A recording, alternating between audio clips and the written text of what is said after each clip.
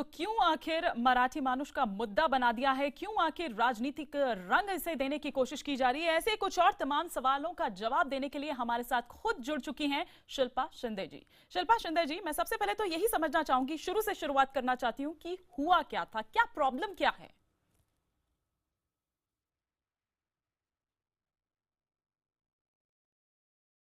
नमस्ते। नमस्ते। Problem actually हमारे इस इंडस्ट्री में हम एंटरटेनमेंट के लिए काम करते हैं, प्रॉब्लम होनी ही नहीं चाहिए। और शायद आज इंडस्ट्री में इस तरीके से, टेलीविज़न इंडस्ट्री में इस तरीके से काम होता है, वहाँ पे शायद इस तरह का मुद्दा आज तक हुआ ही नहीं, क्योंकि आर्टिस्ट को दबाया जाता है, आर्टिस्ट को चुप किया जाता है, क्योंकि आर्टिस्ट का 90-60 डेज का पेमेंट उनके पास रुका होता है, तो आर्टिस्ट बेचारे कुछ बोलते ही नहीं है। आर्टिस्ट को काम करना पड़ता है और वो प्रोड्यूसर और आर्टिस्ट के बीच में म्यूचुअल अंडरस्टैंडिंग होती है कि किस तरह से काम करना है, 12 घंटा करना है, 48 आवर्स करना है या और उससे ज़्यादा करना है। ये हर तरीके से ये चीज़ें होती है। तो ये इस बार क्यों हुआ है ये मुद्दा, ये मुझे भी कुछ समझ में नहीं आ रहा है। लेकिन शिल्पा जी, अगर मैं गलत नहीं हूं तो एक कॉन्ट्रैक्ट होता है, तो आपने एक कॉन्ट्रैक्ट होता है, उसके कुछ कर अपने रूल्स होते हैं, कुछ टर्म्स एंड कंडीशंस होती हैं, उन चीजों को तो लेकिन आपको फॉलो करना ही होगा ना? जी बिल्कुल फॉलो करना होगा। वो सिर्फ चीजें अगर एक ही साइडेड, वन साइडेड लिखी होती है जिसपे मुझे बीमार पड़ने का भी हक नहीं है, तो क्या मैं क्या कर सकती हूँ? मतलब चीजें, contract should be both sided, ये लॉ है, ये सबको पता है। आज वो चीजें दोनों तरफ से होनी चाहिए, सिर्फ एक तरफा क्यों होती है? आज जब आर्टिस्ट को रिप्लेस किया जाता है, कि आर्टिस्ट को बताया जाता है कि आपका परफॉर्मेंस अच्छा नहीं लगा, हमारी टीआरपी नहीं आ रही है, तो हम आपको रिप्लेस कर रहे हैं, हम आपको 90 दिन की नोटिस देते हैं।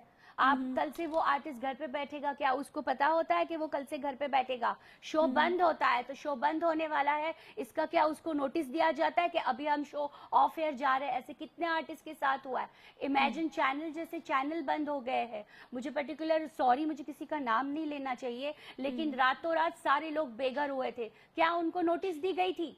क्या किसी आर्टिस्ट को नोटिस जाती है? ये मेरा मुद्दा है। यहाँ पे हर चीज वन साइडेड होती है। और आज इस मुद्दे को उठाया गया कि मैं पॉलिटिक्स खेल रही हूँ, मैं मराठी नाम दे रही हूँ। महाराष्ट्र में रहकर एक मराठी लड़की के साथ ये वाद उठाया गया कि बैन कर देंगे, और ये बाकायदा उठाया गया था। जब ये पुलिस मैटर आया और ये चीजें बीच में आई, तब आप डर के मारे प्रेस कॉन्फ्रेंस करके बोलते हो कि हम बैन नहीं कर सकते।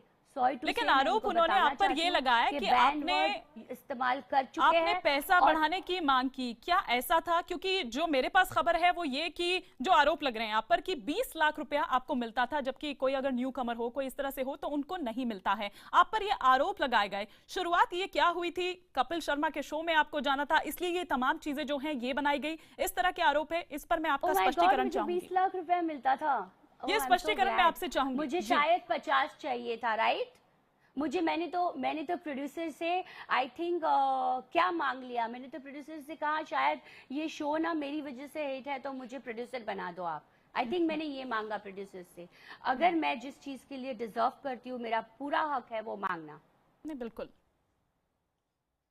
बिल्कुल। लेकिन कुछ ऐसी चीजें हुई कि आपको कपिल शर्मा के शो में जाना था, इस तरह के आरोप हैं शिल्पा जी आप पर, तो मैं चाहूंगी कि आप उनको भी थोड़ा सा साफ करें, क्योंकि आपके दर्शक, आपके जो फैंस हैं, वो भी समझना चाहते हैं इन चीजों को, कि कई सारी चीजें सामने आ रही हैं। तो बेटर आप ही हो सकती है उनको क्लियर कि साफ करें, क्लैरिफिकेशन आप दें। मैं क्लैरिफिकेशन तो नहीं, पर ये कहूंगी कि आप स्पष्ट कर दें उनको।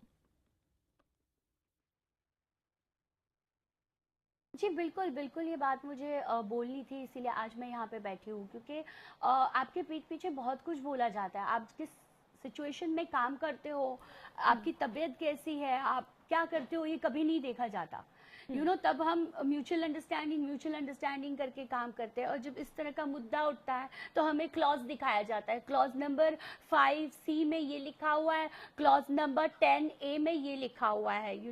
आपको रीजंस देने पड़ते हैं कि डेथ हुई है तो नहीं तो आपके ऊपर क्लेम लगाया जाएगा, किसी की डेथ हुई है तो आप ओके, आप फ्री हो गए, नहीं तो आपको उस दिन का पूरा जुर्माना भरना पड़ेगा। एक्सीडेंट हुआ है, क्या हुआ है, ये सारी चीजें आपको करनी पड़ती है। आज मेरे बारे में हर तरफ ये फैलाया गया कि टैंट्रम्स थ्रो कर रही हूँ, इसीलिए मुझे सीरियल से निकाल रहे हैं।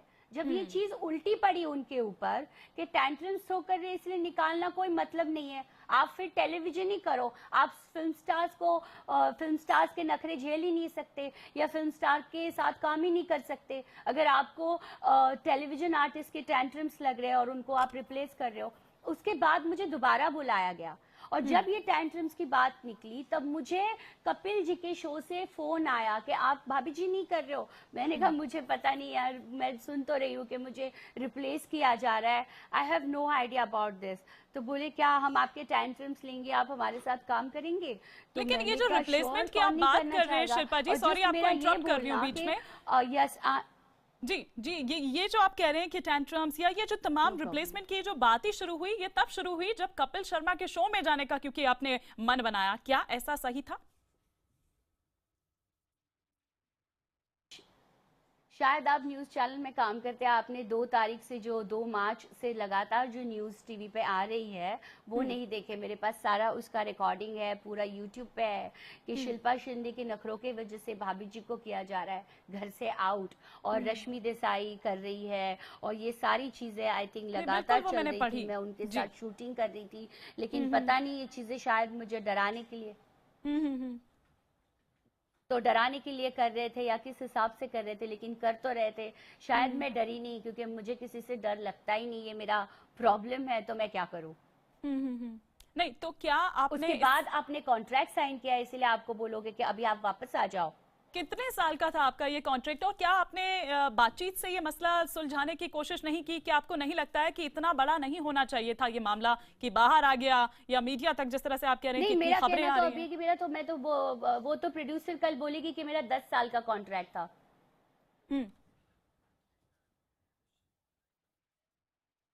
जी, आप क्या बोल रहे थे? जी मैं ये कह रही थी कि कितने साल का आपका ये कॉन्ट्रैक्ट था और साथ ही जिस तरह से आप यहाँ पर कह रही हैं कि मुझ पर ये आरोप लगाए गए कि टेंट्रम्स दिखा रही हैं या तमाम वो सारी चीजें, क्या बातचीत से सुलझाने की कोशिश नहीं की जा सकती थी? क्या आपने कोशिश की?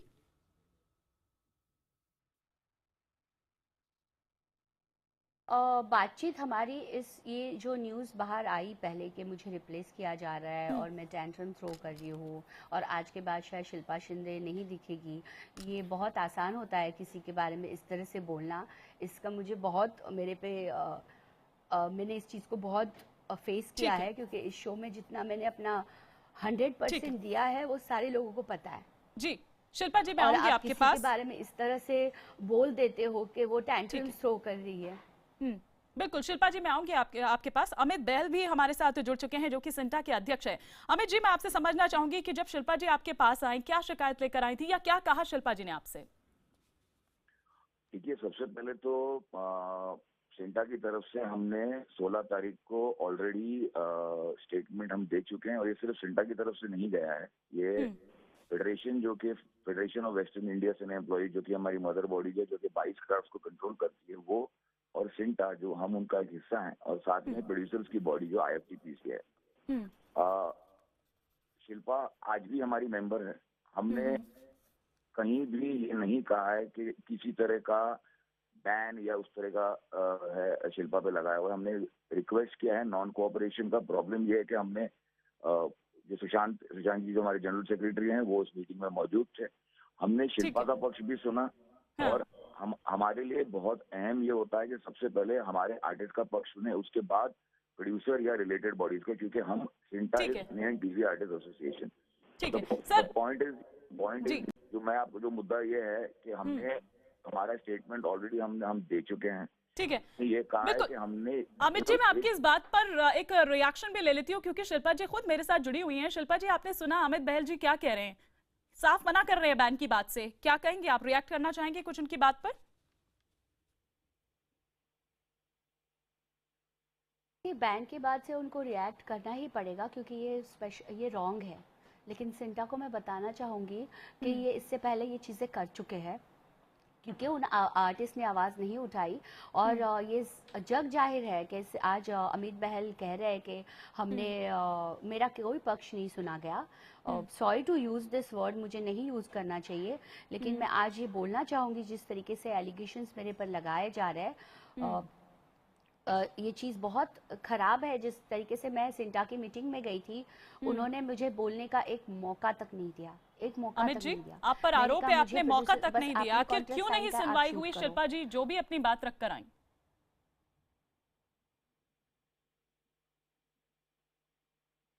अमित जी, आप मुझे सुन पा रहे हैं? अमित बहल साहब, मैं पूरी तरह से सुन पा रहा हूँ। मैं ये चाहूंगा कि IBN 7 या कोई भी न्यूज चैनल हमारे ऑफिस में आए। हमारे पास उस पूरी मीटिंग की CCTV रिकॉर्डिंग है और अच्छा। हमारी मैं इस पर ज्यादा कमेंट नहीं करना चाहता हूं, क्योंकि मेरे जनरल सेक्रेटरी ने ऑलरेडी इस पर स्टेटमेंट दे चुके हैं 16 तारीख को, जो कि आपके चैनल पे ऑलरेडी प्ले हो नहीं सर, चुका है। देखिए सीसीटीवी फुटेज अभी तो मैं नहीं देख और पाऊंगी, मैंने लेकिन अभी सिर्फ अभी ये भी कह आपको रही हूँ सब आपसे कुछ कि वादा आप पर का आरोप वादा ये कि लगाया मैं जा इस रहा है कि बात आपने बोलने नहीं दिया, कोई सुनवाई नहीं हुई, शिल्पा जी ने उनको बोलने तक नहीं दिया गया, तो आखिर इसलिए मैं चाह रहा हूं कि मैं इस वाद विवाद पर मैं बहस नहीं करना चाहता हूं। शिल्पा हमारी मेंबर है, मैं हमारी एसोसिएशन का जो कुछ भी है वो ठीक है, उसको मैं चलिए। I do not want to discuss this in a public platform right now, क्योंकि ये डिबेट का मुद्दा नहीं है। अगर CCTV ठीक है। की पूरी CCTV फुटेज मौजूद है, अच्छा। हमने जो प्रेस स्टेटमेंट दिया है वो भी हमारे वेबसाइट पर मौजूद है, और जो हमने 16 तारीख को ऑफिशियल स्टेटमेंट दिया था जी। जिसमें सुशांत सिंह जी थे, वो एब्सोल्युटली मौजूद है। आप लोग खुद डिसाइड कीजिए कि उसमें क्या सत्य है। चलिए ठीक है, चलिए ठीक है, शुक्रिया बहल साहब हमारे साथ जुड़ने के लिए। लेकिन शिल्पा जी लगातार हमारे साथ बनी हुई हैं, तो भाभी जी घर पर हैं कि शिल्पा शिंदे, जिन्हें आप अंगूरी भाभी के नाम से जानते हैं, लगातार हमारे साथ जुड़ी हुई हैं चर्चा में, और जो उनका प्रोड्यूसर्स के साथ विवाद चल रहा है उसको लेकर हम यहाँ पर विस्तार से चर्चा कर रहे हैं। लेकिन शिल्पा जी, क्या जरूरत थी इसको राजनीतिक रंग देने की? जहां तक मैं आपको जानती हूँ, आप राजनीतिक शख्सियत तो आप हैं नहीं, या अब कोई अचानक से आपका प्लान बन गया हो राजनीति में जाने का तो अलग बात है। क्या जरूरत थी मराठी मानुष का ये कार्ड खेलने की, जब आप ऑलरेडी कानूनी लड़ाई लड़ रही हैं? क्योंकि कानूनी लड़ाई अगर मैं लड़ रही थी तो यहाँ पे सिंटा और इस तरह के IFTPC और ये फेडरेशन क्यों आया?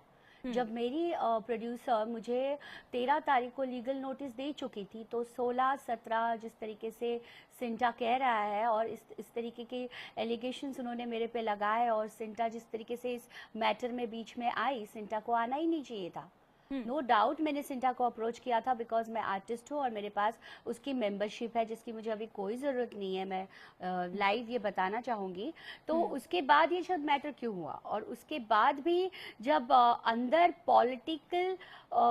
पॉलिटिक्स मेरे साथ खेला गया, मेरे साथ सारी चीज़ें पॉलिटिक्स एक्चुअली हुई है, तो मैं एक्चुअली अभी मन से आ गया तो पॉलिटिकल लेवल सबको लग रही है, तो उसको उस तरीके से ले ले।